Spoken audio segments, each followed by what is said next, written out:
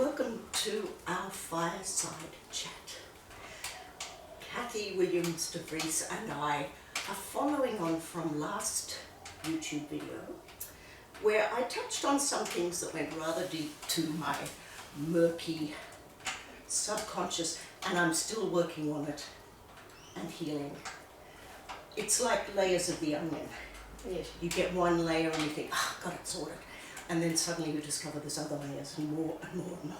Yes. Also, if you're a fan of the old black and white movies, there's a particular movie called The Seventh Veil, starring James Mason and Herbert Long. I mean, we're talking 40s. Yes. Where there was this pianist who it was in therapy because she thought she couldn't play the piano anymore. Because what happened was the character of James Mason was her ward, and she wanted to get married, and of course he was in love with her. And he rapped her over the knuckles while she was playing, and she believed she couldn't play anymore. So Herbert Long comes in as the psychiatrist, and the veils, of course, refer to the dance of the veils, Yes. where each veil comes off. So that's another reference as well. So the onion or the seventh veil. Veils are possibly nicer than onions. Yes. But where were we? When we were talking last video, I touched on some things which go really close to the bone. I put out 2 books in my memoir stroke family history, and by the way, just this week I discovered that Midnight Sun to Southern Cross won the 2019 Queensland Family History Book Award. So I had a very sleepless night, being very excited to have validation. But in this book, I went very close to the bone. This one was rather fun. It's about the Black Sheep brother who fled Finland in 1899 from the Russian regime oppression. And I always said, why did the Russians look for him in Suez? Not Suez, Suez. As in Where the canal is, yes. And he gave them the slip, but he was pretty paranoid even in Mullumbimby, Byron Bay area, out there looking out over the lighthouse. So this book takes us to about 1920, and his pinnacle as a pen fighter, he described himself. This book picks up about then, but it starts with me, young Ruth, travelling down from Western Queensland, where we lived on sheep properties and were brought up on hillbilly music. I've been chasing shielders for my life, or the pub with no beer. Yes. And if you take a clarinet out there, and especially when I was young, you get this, what's that, do you pump it? Or you would get, is that the tune the cow died on? Or, what do you do all day? Haven't you learned it all yet? And I felt I was a cuckoo in the nest and got culture shock when I came down to Brisbane to study, where I could learn the clarinet because you wouldn't get anything out there in those days. And it was quite a little bit tricky. I wrote a fair bit about it in this book, Sounds and Souls, about my experiences of if I had to teach young Ruth with all the issues she had, having played piano on a piano that was a piano, and silverfish and mice gnawing inside, and you play a note and it goes doing. I had no oral capacity whatsoever. I therefore didn't stick with piano, and I therefore had very little harmonic capacity. So how would I teach young Ruth with decades of experience now? It's quite an interesting question. That's a big long segue into the fact that last video I touched on something where a word lobbed at me was like a blow to my solar plexus.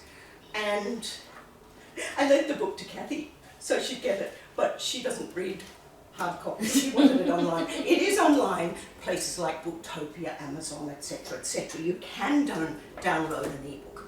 But what I thought I might do is talk about this, because there I was poor little shy, yes I was shy, I promise, very shy,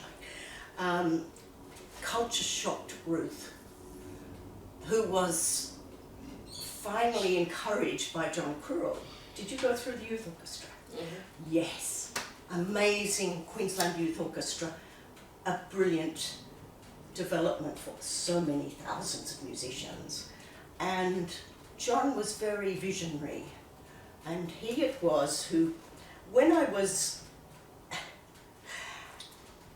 going in for the top pinnacle competition, nowadays called the Young Performer of the Year, in those days it had another clunky title, and he was a tutor at university where I was playing it in a Masterclass. In those days you could smoke in a class, but you couldn't now. So I play my Weber, and yeah, I can play it. And John sits there and says, "What do you want to play Weber for?" "Because I know it."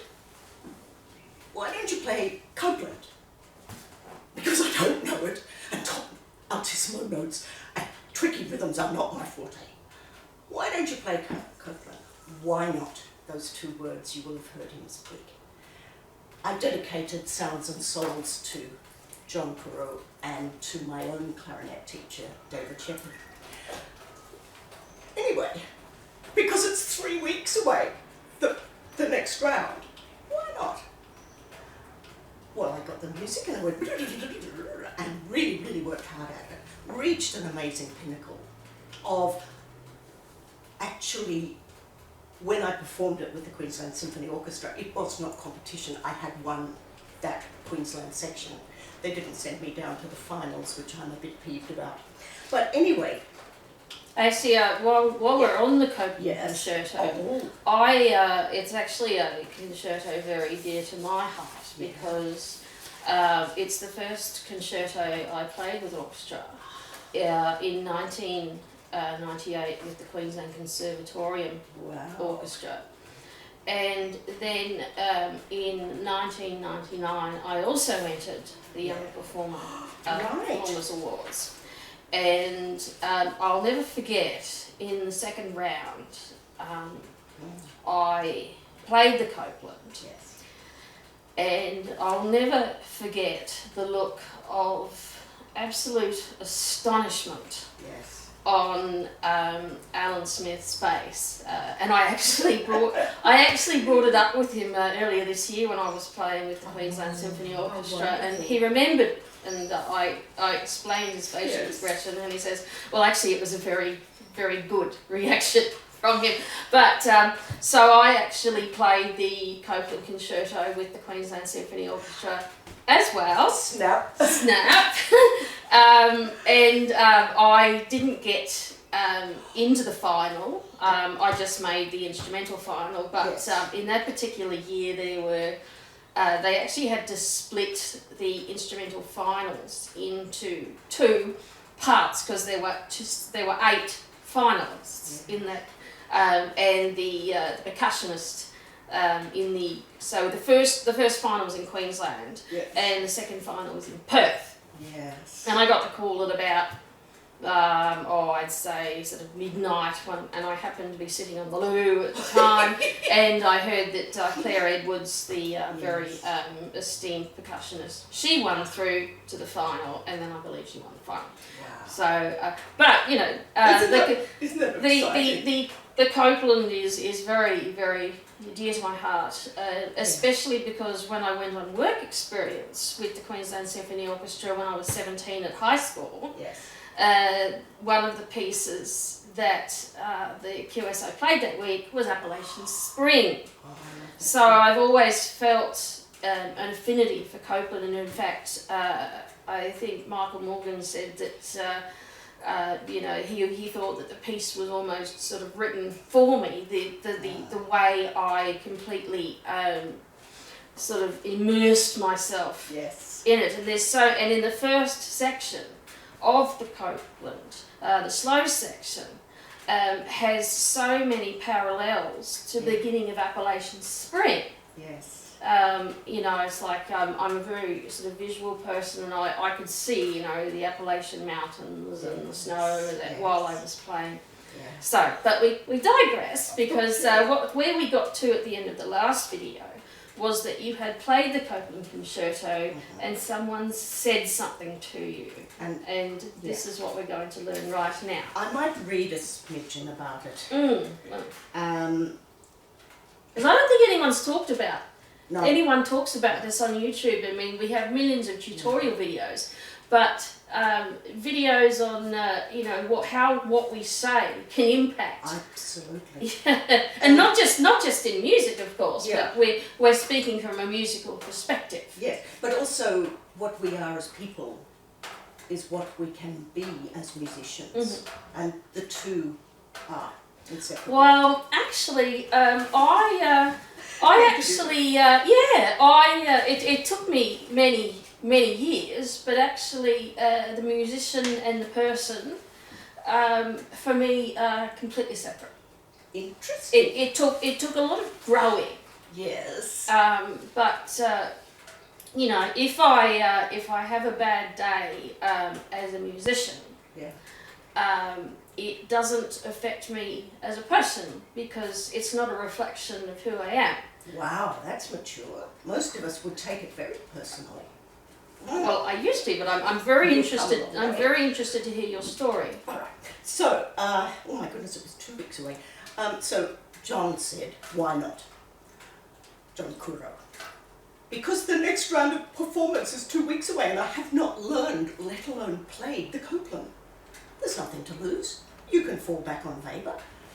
Just do it. Those 3 words are another very significant 3 words.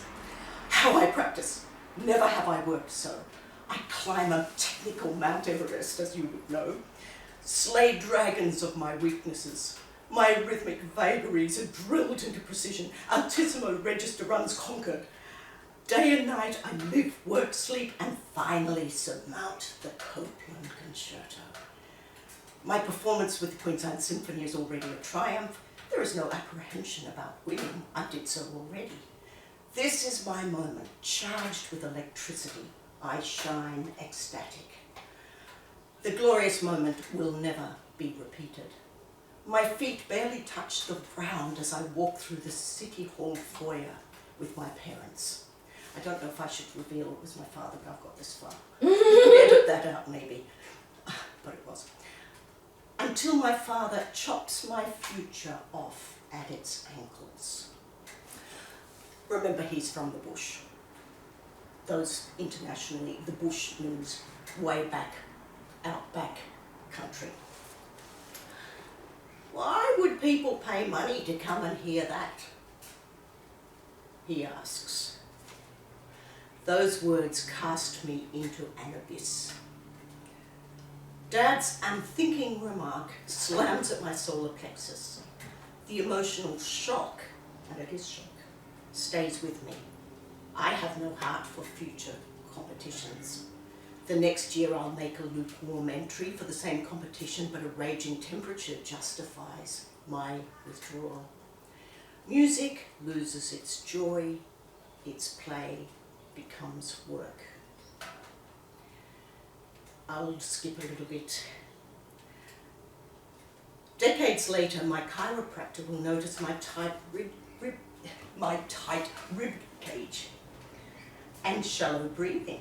And I remember have been teaching young students and older students to breathe for decades. I know all about ribs and diaphragms and intercostal muscles. I told Kathy. A professional musician and teacher should know how to breathe. I went to a lot of singing teachers because woodwind teachers didn't tend to I went get to us many singing master classes when I was at the Royal College of Music. Absolutely. But they still didn't quite click. Through kinesiology treatment, and I mentioned that in another of my books, this one, we release that spasm of breath holding that has become a habit since this time. And just today I was working with a Feldenkrais practitioner to release the pelvic and psoas muscles. Well, pelvis is a bone, a major bone, but psoas muscles and so on. that performance of Copeland Concerto is my musical pinnacle. Like Carl Johan, I peak early and never match it again. That's an interesting story, because I had an experience in a masterclass, because when I was younger, I suffered a lot of depression and anxiety, and what I didn't find out until I was 36 was that what was wrong was not bipolar or borderline personality disorder. Back then, 7 years ago, it was called Asperger's, although they don't tend to use that now. They just tend to say autism spectrum disorder type 1, because there's a Asperger's comes from the particular fellow who yes. isolated with, who was a Nazi. Yeah. So we don't want being on the autism spectrum to be associated with Nazism.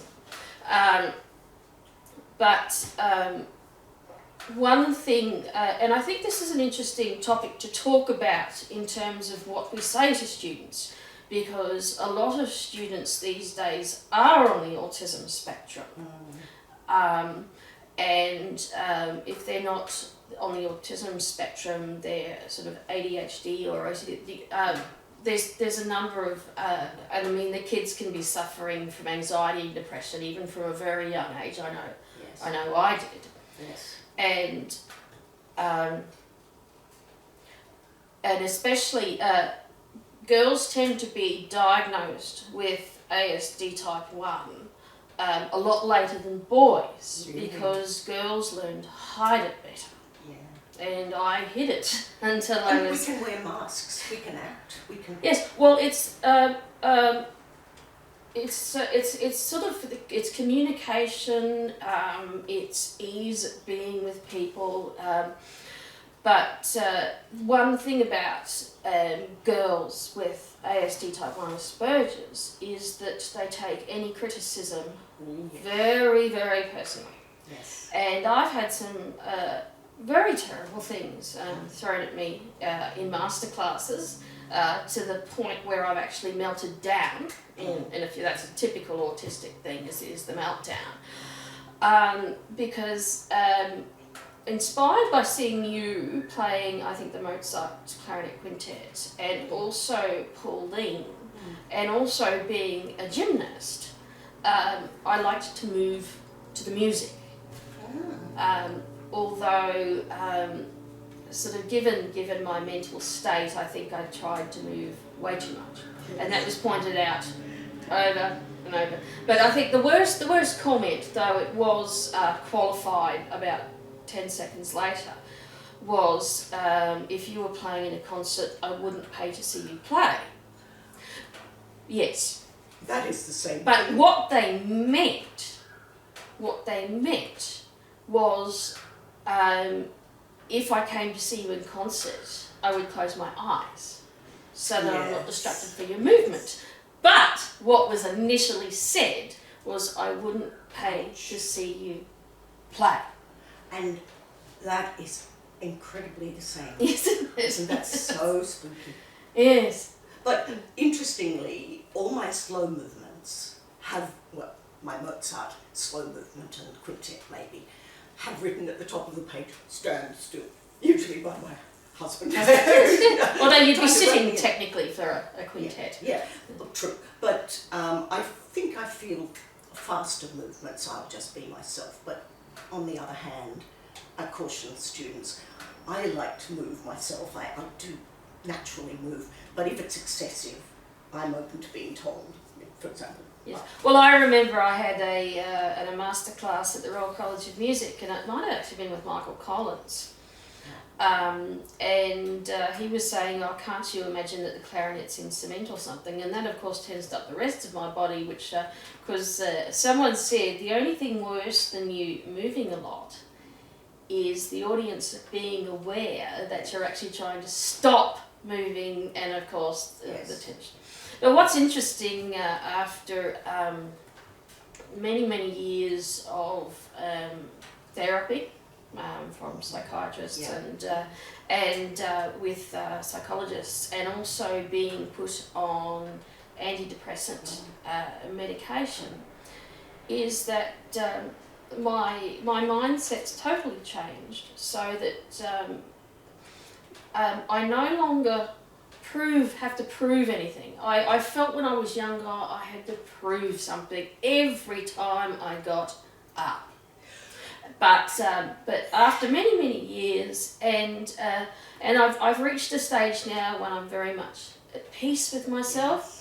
I gave myself a very, very hard time for many, many years, because I realised as early as 2002, when I auditioned for the Melbourne Symphony Orchestra, that I realised that even if I did make the grade playing-wise, mentally I never would have been able to stand up to it. But I never forgave myself for not being a orchestral clarinetist.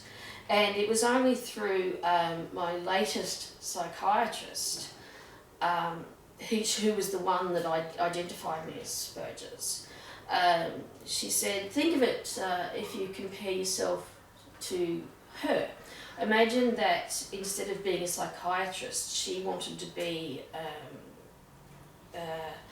sort of an osteo or something in medicine that required a lot of heavy lifting. Yes. Well, of course, slight young woman, no way that she could, and that was okay. She was okay with that because she couldn't do it. And that made me kind of realise, well, yeah, given the set of cards I've been dealt with, the depression, the anxiety, the Asperger's, the obsessive compulsion disorder, my general dislike with being among a group of people. So you can imagine what I'd be like if I had to sit in an orchestra, and the hour after hour, day after day. I mean, yes, I did it recently with the Queensland Symphony Orchestra, but I was playing recorder, and everybody thought we were fantastic, even if we knew we weren't. But so I realised that, with the set of cards I've been dealt, that there is no way I could be an orchestral clarinetist. It doesn't matter how good this is. And so I forgave myself. Yes. There is a wonderful phrase which I picked up in my various ways of keeping intact against my set of cards in my card game.